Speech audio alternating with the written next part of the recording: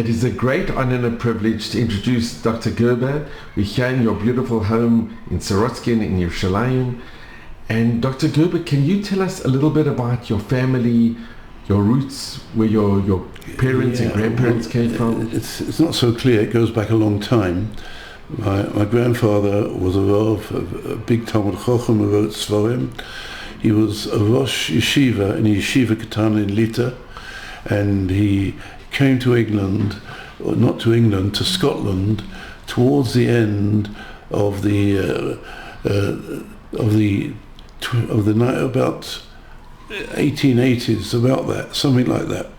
He came to Scotland, to Edinburgh, where they had an independent Kehillah, where it had its own kashrus and so on.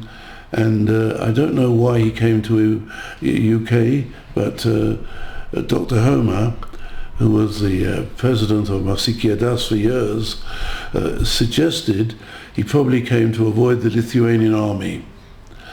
And my father was born, I'm not sure if he was born in Vilna, where the Zeta was working, or he came over, or he was born soon after they came to England, or again UK. Any case, the Zeta worked in Edinburgh as a Rav. He was a bitter opponent of the United Synagogue for many, many years. At that time, the United Synagogue I can only describe it as remote from Yiddishkeit. There was no kosher mikveh in the whole country under the United Synagogue. The biggest synagogal body in the UK, not to have one kosher mikveh, it doesn't make sense. And the Zeta was very opposed to them in many ways.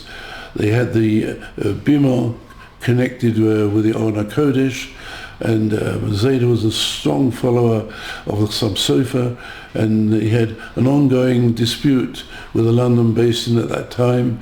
At that time, they used to sell bosso based in Hersha, the hindquarters, including the Gidanosha and the Chalev. It was Ad Kedei Kach. And any case, towards there are many stories within the family, but I won't go into detail. Zeta was appointed Rav in Machziki Adas. This was sometime, I believe, just before the First World War. It took a few months until he moved to London from Edinburgh, and by the time he came, the Machziki Adas had signed a Shechita agreement with the United Synagogue, and therefore the Zeta was persona non grata. He was not accepted anymore, and instead he took up a bonus at a small shul in the East End called Cannon Street Road, and my father and uncle started an oil business which carried on until my father was nifter, and even afterwards my mother continued it. My mother was actually born in UK. The Zeta was a Cohen. He was from Poland somewhere. I don't know much about it. He was partly disabled from a road accident. He didn't work. He lived with us in the East End, and at that time, I remember during the actual war, I have only very scanty memory. I was a small child. I was not yet 3 when the Second World War started. And during the war, we were evacuated to various places, including Manchester and at one stage Watford, or not Watford, Croxley Green, which is near Watford. But what I remember is that when the war ended, we came back to London. Then I used to daven in Cannon Street Road shul, and the shul was so full on a Friday night that they had to have ropes to cordon off the people. It was a big shul. It could be several hundred people came Friday night. Within 10 years, it had emptied out and they couldn't get a minyan. It was a tremendous Yerida. They used to say that the Hasidim went to Stamford Hill, the Yekish Olam, that is the more formal Olam, went to Golders Green, and the taxi drivers went to Ilford. That was how they put it. But Ilford was never the strong point of Yiddishkeit.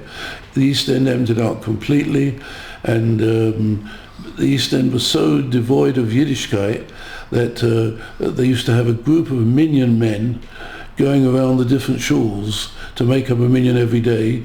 This was 10 years after the Second World War ended, when the East End became completely a ruin in terms of Yiddishkeit.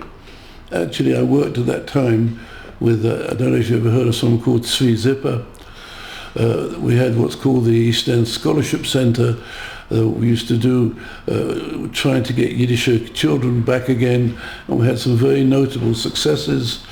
But that was, at that time, just to give you an idea of the situation, we tried, my brother was 5 years older than me. He was studying law, and we actually tried to buy a house in Hendon, just for the sake of getting some idea. It was a major house, a 4-bedroom, fully detached house in Hendon, in its own grounds.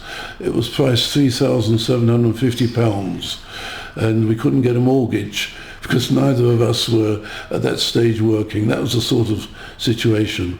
Any case, my brother qualified as a lawyer, and later on he became a barrister, a very successful barrister, and then he became a High Court judge. He was a judge in the Old Bailey, and he was very much liach in his profession. I was a Talmud of various Rabbonim. First of all, my uncle, Rabbi Yitzchak Rudnik, he was a Rav in the East End. He was someone who came out of Slobotka with a smircha on Kol HaShas from Moshe Mordcha. He was also in Eretz Yisrael at the time of the Chevron massacre. He would never speak about it. He lost his best chaverim there, and he was a son-in-law of Pinchas Gerber. His wife was my aunt, and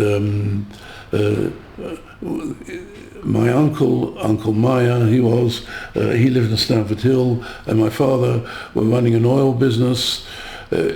Dwindled the business because basically we used to buy oil from the factories and sell it to fish shops and restaurants, but later on they bypassed the middleman and the business just faded out.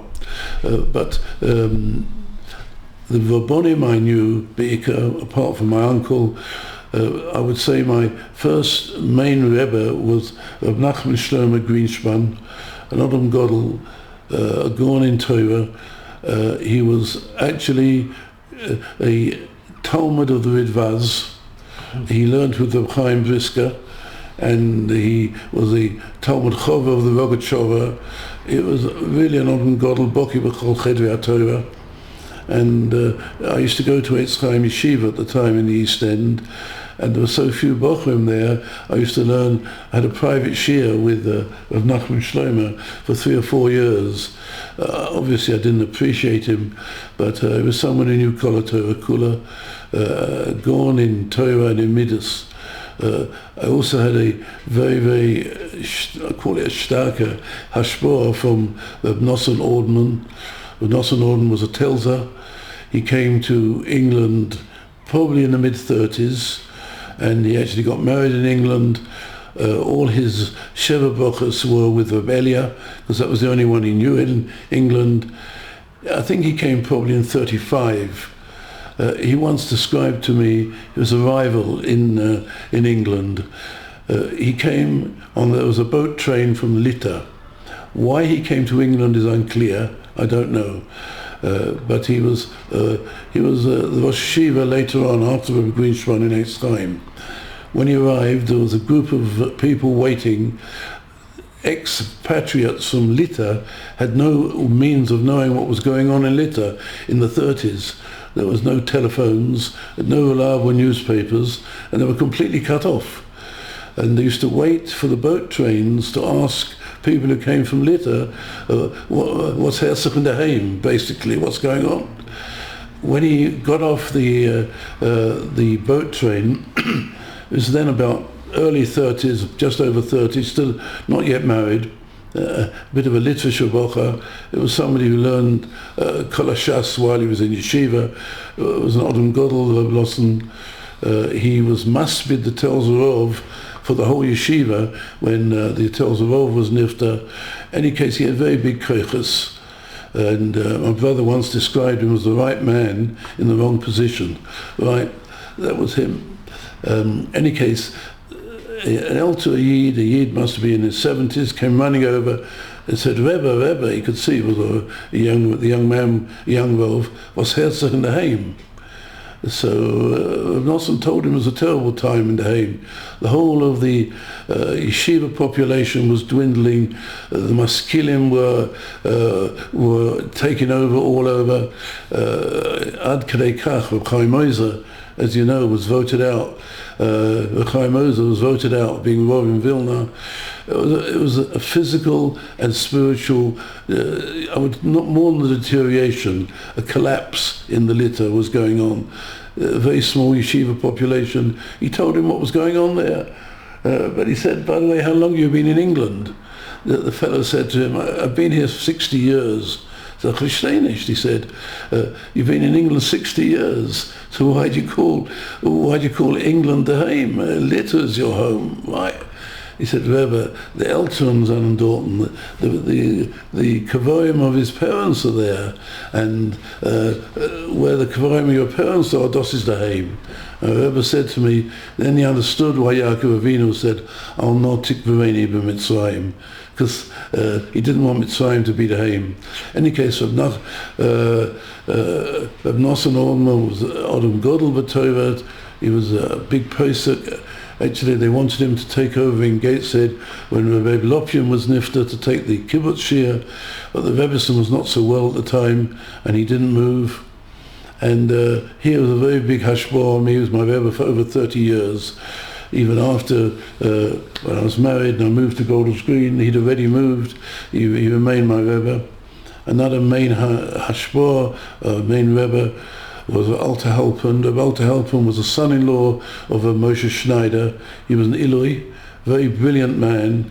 He wrote Tzorim, and he was Rosh Yeshiva in Schneider's Yeshiva.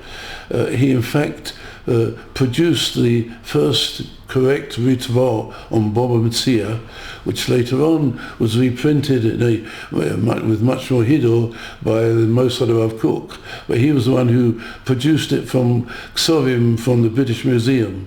That was Rav Alter Halpern, a very brilliant man. He came from Germany. And he became a Talmud of Moshe Schneider and later his son-in-law. They say when he was in Germany and he was still a schoolboy, he was so outstanding that the sixth formers, the senior pupils, used to give lectures. And when he gave a lecture, all the teaching staff came to hear him while he was still a schoolboy. And I was zocher to learn with him the Ksovim of Rabbi Dessler before the Michtav Lior was published, apart from the first volume. We used to learn the unpublished Ksovim of Rabbi Dessler, and that went on for about 3 years. I had a private shir with him, 3-hour shir, that went on.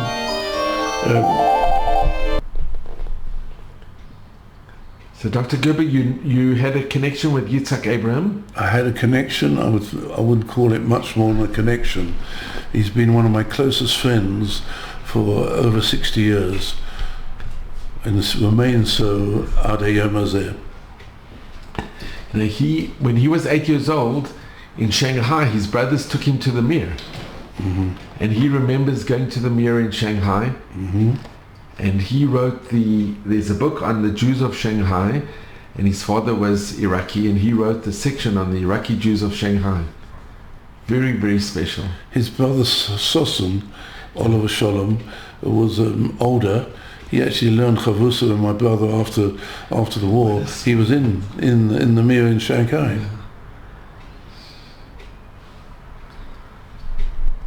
Yeah. Again? So with Rav Odman, Rav Aldman had three sons and one daughter. One son was Nochem Ordman, who was the head of science in Hasmonean for a number of years. Very frum, very erlich Yid. He was nifter a few years ago. His yahrzeit was just about 2 weeks ago. The second was Jack Ordman. At one stage he taught in Carmel College. I persuaded him to come to Hasmonean. He was the head of maths there. He was a brilliant teacher and a very, very close friend.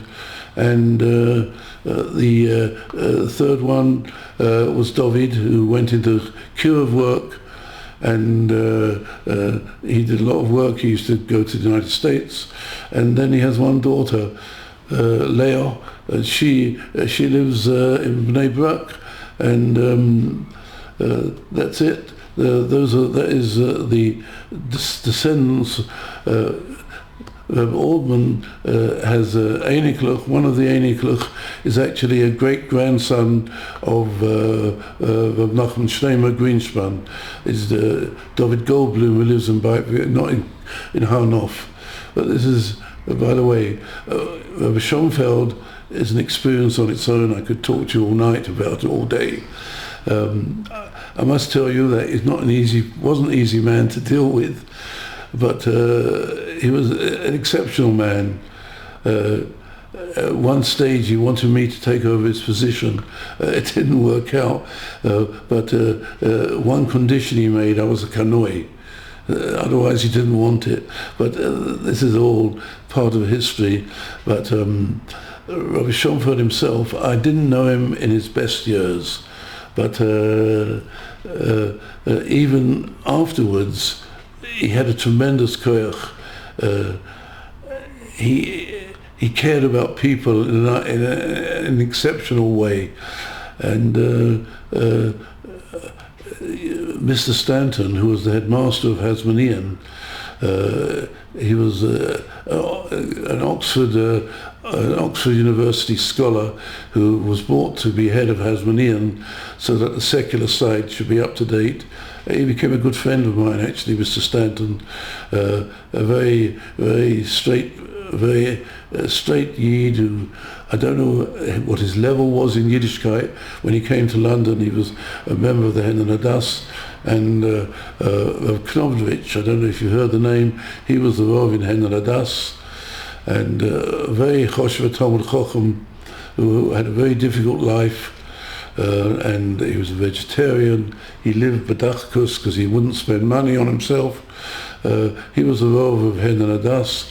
I'm jumping from Indian to Indian, and when he retired, Rabbi Roberts took over. He was there for over 50 years, and my very good friend Rav Meir Oberg, who lives across the road here, was a headmaster for a number of years in Hasmonean. And together we used to have our confrontations with Rabbi Schonfeld, but we always ended up in Shalom with him. I remember we had a dispute about something in the schools, and there was someone called Lippa Heller who had a bank in England, in London, and he was a big supporter of Rabbi Schonfeld, and I went to see him to ask him for his help. He said to me, "How can I oppose somebody who saved my life?" That was Rabbi Schonfeld. And did you ever meet Abaduna, by the way? Abaduna. I heard so much about. Abaduna was very close with Rabbi Schonfeld. I actually wrote some sort of a poem about Rabbi Schonfeld afterwards. My wife's not here at the moment. I've got it in a little book which of poems which I wrote, and about Rabbi Schonfeld. But also I used to visit. When I started teaching in Hasmonean, I used to visit. I had a Grunfeld, one of Rebbetzin Grunfeld, the famous Rebbetzin Grunfeld, Judith Grunfeld. Yeah. She's known in history. She worked with Sarah Schneider at the beginning of Beis Yaakov, she lived in Stamford Hill with her husband was Diane Grunfeld on the London based in, and they had a Talmud in Hasmonean, and I used to go when I was still a bocher to visit them, and very interesting to get to know Diane Grunfeld and Judith Grunfeld, she was called. They called her the Queen. She had a school in England for after the war. She was an amazing lady.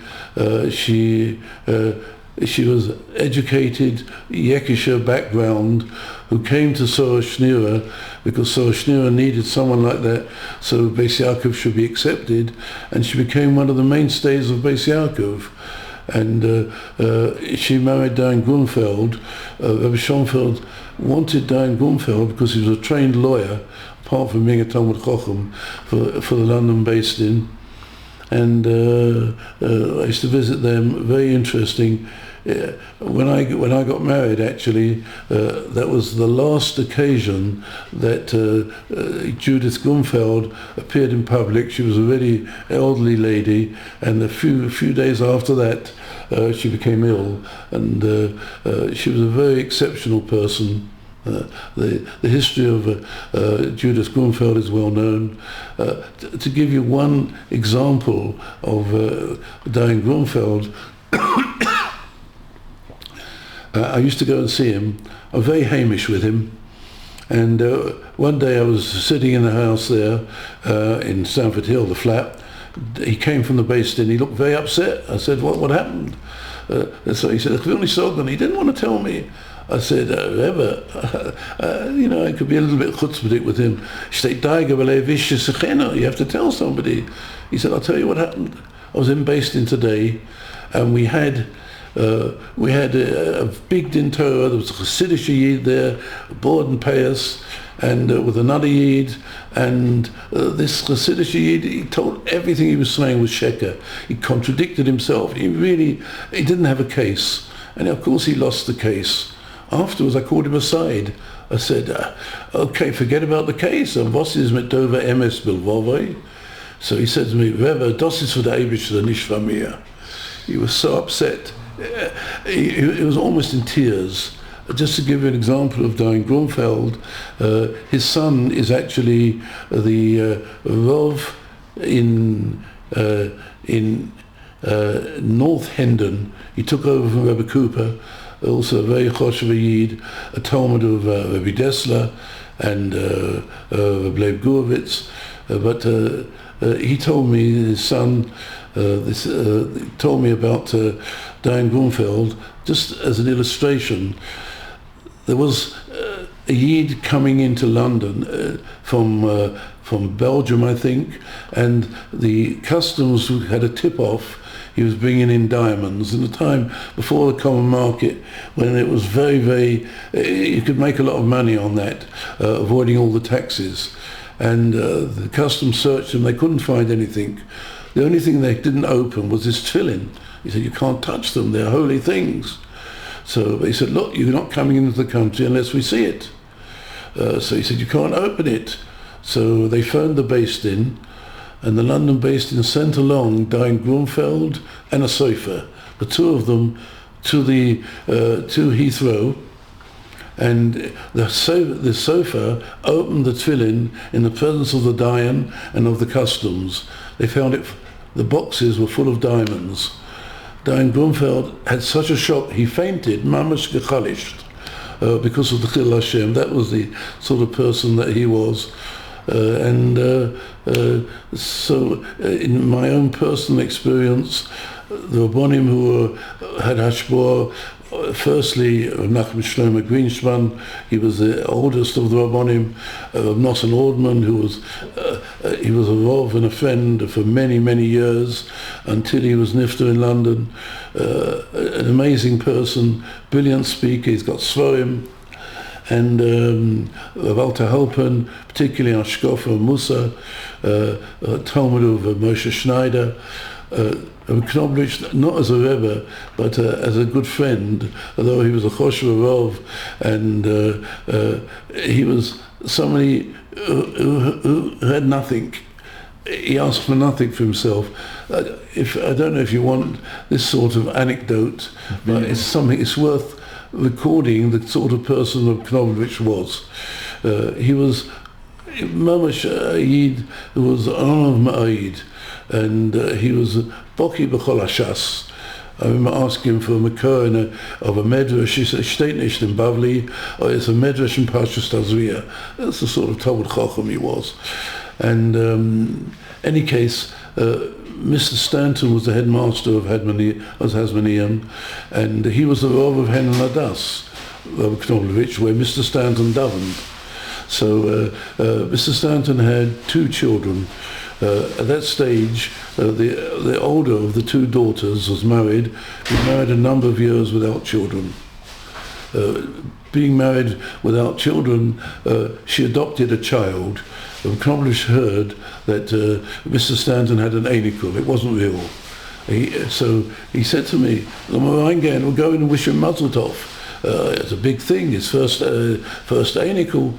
We came in, and he very warmly. He's the Rav of the shul. He was also used to give a shir in the Hasmonean in the morning, and we went in together to see the headmaster.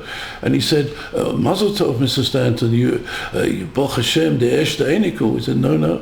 It wasn't an einikul. It was adopted." I was standing about 6 inches or 9 inches from a knob, which he went white. The last thing he would ever do is upset somebody. And I remember what he said. He closed his eyes. He said, "It's wert sein. It's wert sein," he said. 1 year later, they had their first and only child. This is the sort of person that Knoblovich was. So these were the Rabbonim I knew. And Baruch Hashem, Rachel, did you come in? Yes, I came in. Could you show our visitor the introduction to my book? What do you mean? Is it In a word? is it reachable? We're in a word? So Today's eternity? no, I'd like him to say in a word. Have you got in a word here? Yes, I do. Can you find the thing I wrote about Rabbi Schonfeld? 1 minute. Dr. Gerber, did you know the tremendous Who?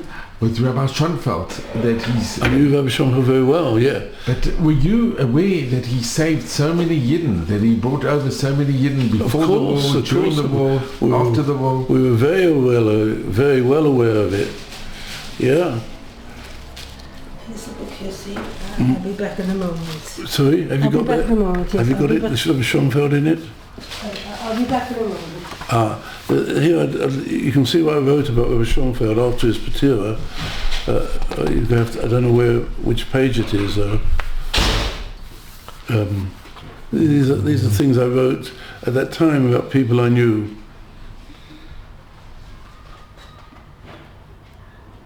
And did you... Can I just ask, Sorry? in Golders Green, did you know Rabbi Monk? Very well, of course.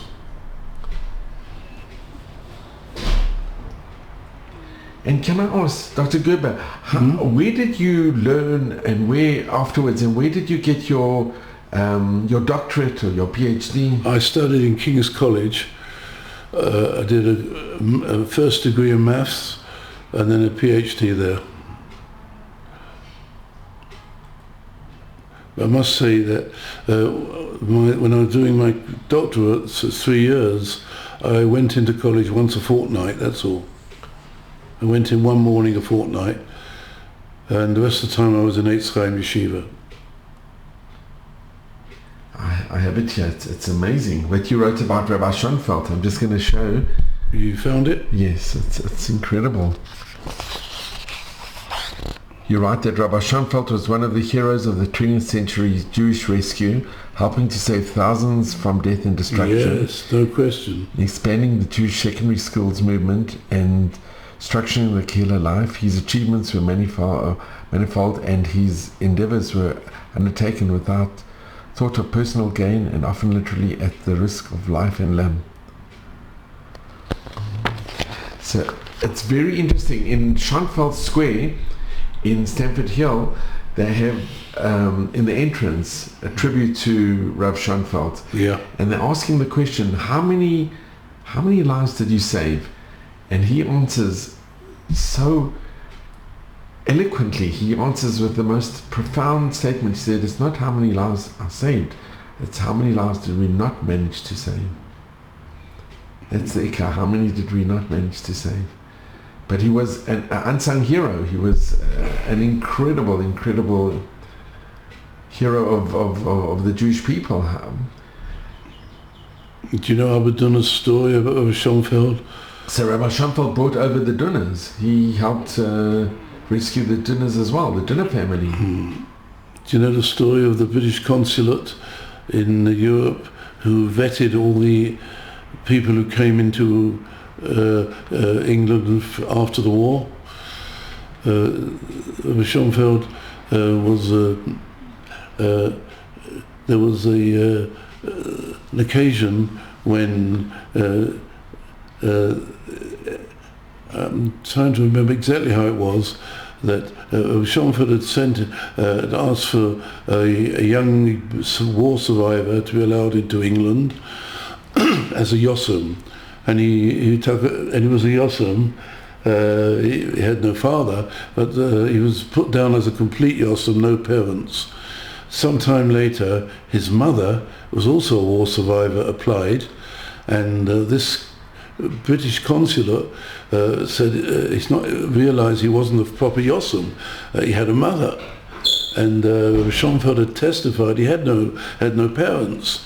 So he asked Rabbi Schoenfeld to come, and he was very upset with Rabbi Schoenfeld. He said, "Sir, you know the English expression, you're a man of the cloth." Yes, a religious leader, a rabbi, and how could you tell me a lie?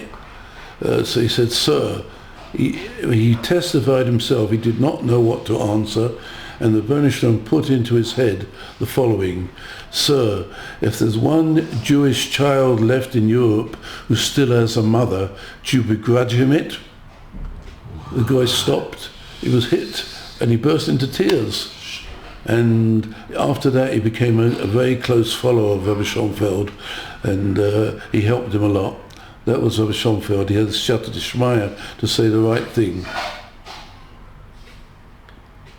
And to think, even after the war, he went back to Europe to get the remnants of the Yidden, and he brought them over. Well, yeah. They tell the story that there's one Yiddish child in a monastery, and he took a taxi to go there. He heard about this child, and the driver said when he got to the crossroads, "I can't turn right because the road is mined." So Rabbi Schoenfeld got out and walked to the right. The taxi driver turned left and was hit by a mine, and the car was destroyed. That's the story of Rabbi Schoenfeld. He wasn't afraid of anybody. So they, in Stamford Hill, I had the good to meet with Blanca Stern.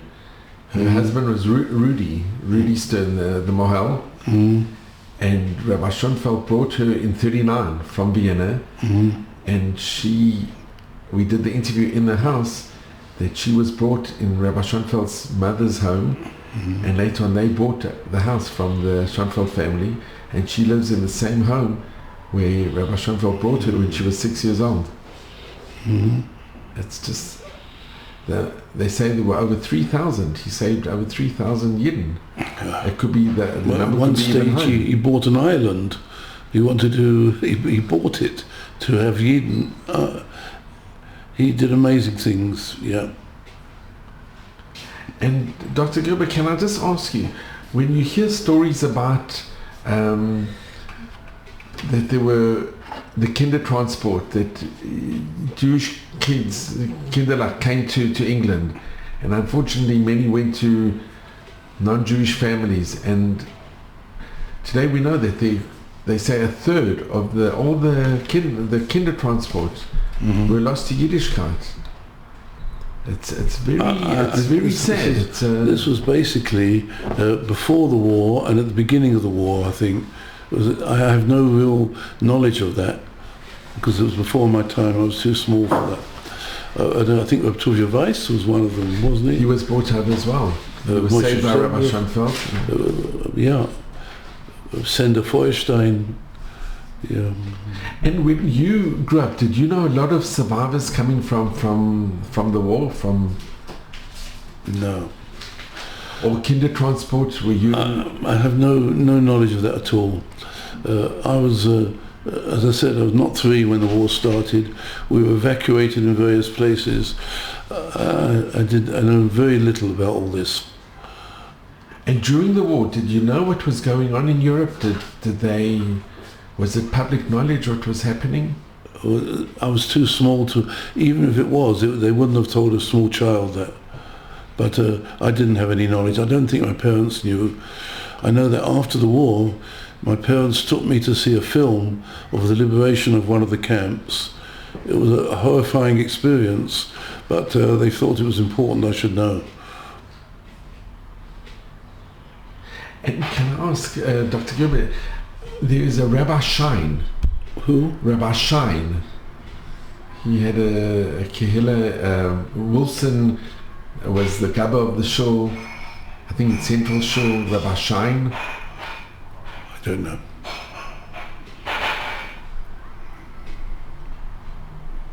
And when Rav Kahneman came to England, did you meet with Rav Kahneman? I met him in London, actually. I don't know if you've heard of Harry Gudzinski. He was the one who started the bakery shops. Actually, the Mayor Robergs has a son called Yitzchok, whose father-in-law was the son of Harry Gudzinski. He used to say that Schomford had 3 people who helped him: the butcher, the baker, and the candlestick maker. Right? The butcher was Frowines, used to help him financially. The baker was Gudzinski, and the candlestick maker, that was Weingarten. These are 3 Ehrliche Yidden who used to help Rabbi Schomfeld. And I used to teach, did private lessons on a Sunday morning to Harry Gudzinski's son Michael. On one occasion they said the Ponovich is outside. So we all ran out to say shalom to him, and he was sitting in a huge luxury car. He had some chassidim in Hampstead Garden suburb, and he had various appointments to raise big funds. But when people were waiting, the driver was very impatient. He insisted on meeting each person, and I came up to him, to the Ponovich. He knew my Zayda, and he actually told my Zayda to write Sforim. And his greeting was, he embraced you and kissed you as if you were Ben Yochid. That was the Ponovicherov. And the driver had to wait until each person was greeted on a personal, individual basis. That was the Ponovicherov. Yeah. And Dr. Gerber, did you ever go to Gateshead? Did you ever learn in Gateshead? I didn't learn in Gateshead, but I had a close kesher with the Rosh Yeshiva, with Leib Gurvitz and with Leib Lopian. And I actually spent a day driving them around in London when they were raising funds for the yeshiva. It was a very, very interesting experience with these 2 Gedolim. They actually came to my mother's house in the East End for lunch, a very simple lunch. I was sitting there with Reb Leib Gurvitz and Reb Lopian of Stilabocha. That was the year in which we got married. I wasn't yet married, and when it came to bench, I had to ask one of the 2 who wants to bench. But who am I to say? Sitting there, Reb Gurvitz said to me, "Megich benchen?" he said. I said, "Yeah," and we benched. That was how it went. But that was the experience. All day, from morning till night, they were talking and learning together, the 2 Reb Leibs. Yeah. And Rav Falk, did you met with Rav Falk? To what, sorry? Rav Falk. Yeah, I mean, I knew him. We were on holiday with him, and we'd ask him shilas, but I wasn't a direct Talmud of his. From Gateshead Sem, you mean, yeah? Yeah. Yeah, if my 2 daughters were his pupils in Gateshead Sem. And when did you decide to come to Eretz Israel? I always wanted Kol Yomai, I wanted to come to Eretz Yisrael. I actually asked the Shiloh of Yaakov Kamenetsky when I was in America, and he said to me, "Was geht ihr essen dort, Mon?" That's what he said to me. You can't go till you have some sort of parnosa.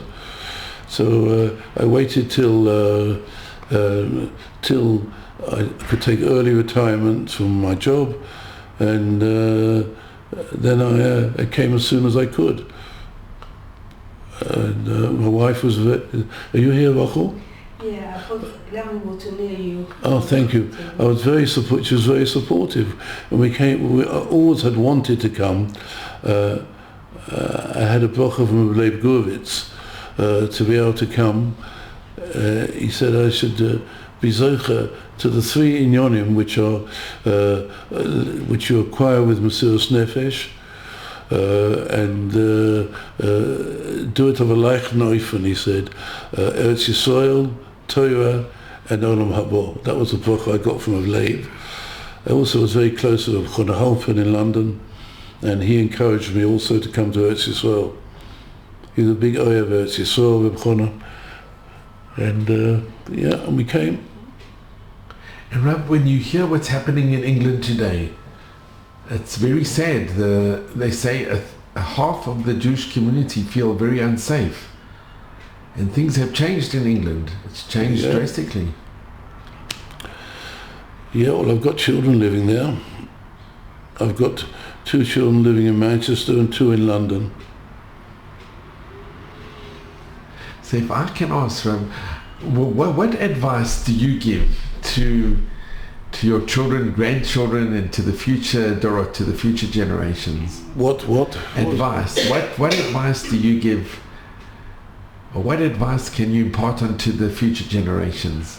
What I did was I didn't let them study. I sent them to yeshiva as soon as they could, and Baruch Hashem, I have 2 sons now in learning, and 2 other sons, my Bitsei Torah, and one of my daughters here is married to someone who learns full-time, and one in Manchester learns half-day and does civil work. So, Baruch Hashem, we try. I give shurim still. Last night we had a shir, we call it Family and Friends, for Mishpacha in America and in Europe and in Eretz Yisrael, and they listen into a shir which I give every month or 2, Family and Friends, and also have an evening kollel which I raise funds for and give shurim there. It's wonderful. So I am so grateful to you, Rav. I just want to thank you. Dr. Gerber, I'm just going to thank you. I'm so incredibly grateful. If I can just come into the... So this is it's called Inner Word.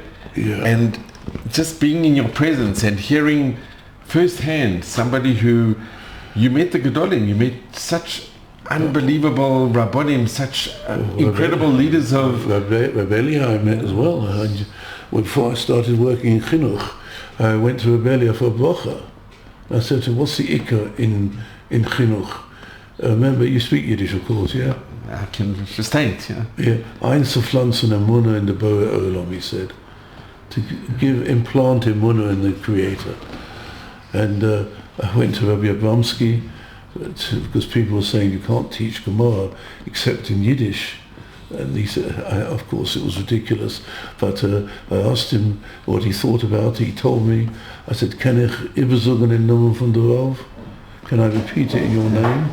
He said, Vier sage wird zu mir, was ich übersagen. That's what he said. It was in Beit Began, yeah. Well, first tell me what you want to say to them, right? Yes, you mentioned you met the Klausenberger Rebbe? So I'm gonna, if you can just tell us a little bit about mentioning when you met with the Klausenberger. Yeah, Klausenberger Rebbe. Who? Klausenberger. Hmm? Sorry, say again? The Klausenberger Rebbe. Klausenberger Rebbe. I came to Eretz Yisrael, it was actually the year before I got married. It's close to 60 years ago. And I actually met three Gedolim particularly for brachas. One was a Beis Yisrael, and I asked him a question about a shidduch. The Beis Yisrael I saw maybe for 30 seconds, and I think he knew all about me in 15 seconds. It was a very quick meeting. I got a bracha from him. I went to see the Tribuna Rav at the same time. The Tribuna Rav was then in the last year of his life. He was learning Chumash. I got a bracha from him, and I remember he walked me right across the corridor to the stairs. I was still a bracha. He walked with difficulty, but apparently any visitor he walked all the way out. And then I went to Sons to see the Klausenberger Rebbe, and I wanted a bracha from him. And when he found out that I had studied mathematics and physics, he wanted to know, it was a time when the first Sputnik had gone into the air. Somebody called Uri Gagarin, I think he was called, a Russian, went around the world in an hour in the first space travel. And he wanted to know why, if you go around, why you don't fall in. And I had to explain to the Klausenberger Rebbe what we call in mathematics centripetal force. And he wanted to know everything about everything, and he was typhus on the spot. That was my experience with the Rebbe, over half an hour. It was an amazing experience. He was like an open book to everything, and everything with Yer Shamayim. That was my experience. I got a bracha for him. I had bracha from these three Gedolim. I said any one would have been enough. I think 6 weeks later I was a chosen, and that's when we got married that year. Oh, it's wonderful. So, Dr. Gerber, I am so grateful to you. Thank you so much. It's been such a zchut to be in your home, really. Rachel?